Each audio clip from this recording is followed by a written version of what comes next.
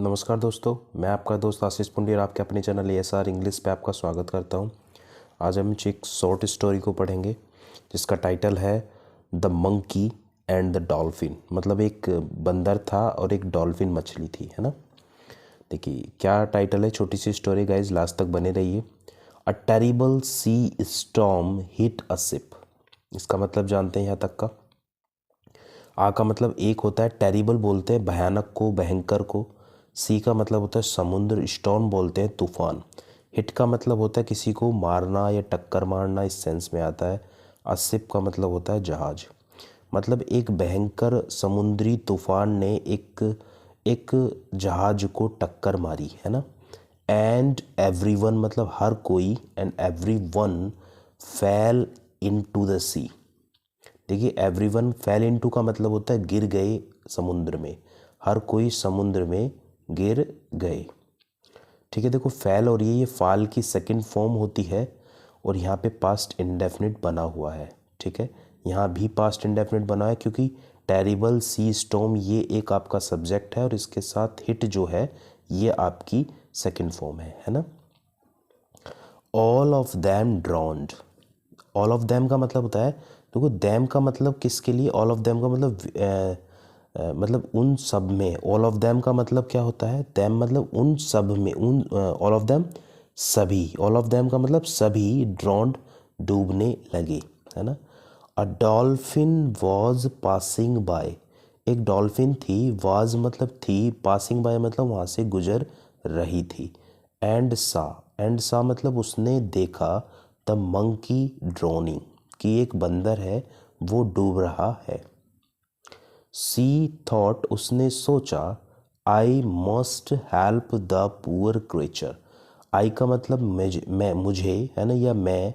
Must का मतलब चाहिए, हेल्प मतलब सहायता, द पुअर मतलब होता है, पुअर का मतलब गरीब होता है, लेकिन पुअर क्रिएचर यहाँ इसका मतलब है बेचारे। क्रिएचर मतलब होता है प्राणी, कि मुझे ना इस बेचारे प्राणी की मदद करनी चाहिए। सी पिक्ड हिम अप। सी मिस उसने, पिकअप का मतलब होता है उठाना, उसको उठा लिया। सी फेल्ट दैट उसने महसूस किया, दैट सी फेल्ट दैट उसने महसूस किया कि I will take him, I miss मैं, आई विल टेक हिम मैं उसे ले जाऊंगी, टू द सी शोर। देखिए सी शोर बोलते हैं समुद्र के किनारे को। ऑन माई बैक मतलब अपनी कमर पे, अपनी बैक पे, पीठ पे, मतलब मैं इसे समुद्र के किनारे पर ले जाऊंगा अपनी पीठ पे। वैन माने जब, they reached near an island. When माने जब, दे मतलब कौन कौन, मछली जो डॉल्फिन थी और मंकी, ये दोनों रीच मतलब पहुँचे, नियर मतलब पास में, एन आइलैंड मतलब एक आइलैंड के पास पहुँचे। The dolphin asked the monkey. जो डॉल्फिन थी उसने मंकी से पूछा, आस्क मतलब पूछा, डू यू नो क्या तुम जानते हो, दिस प्लेस क्या तुम इस प्लेस को जानते हो। That monkey sort of, saw of का मतलब होता है दिखावा किया, एंड सेड यस और उसने कहा यस हाँ मैं जानता हूँ। The emperor of this island and I R best friends.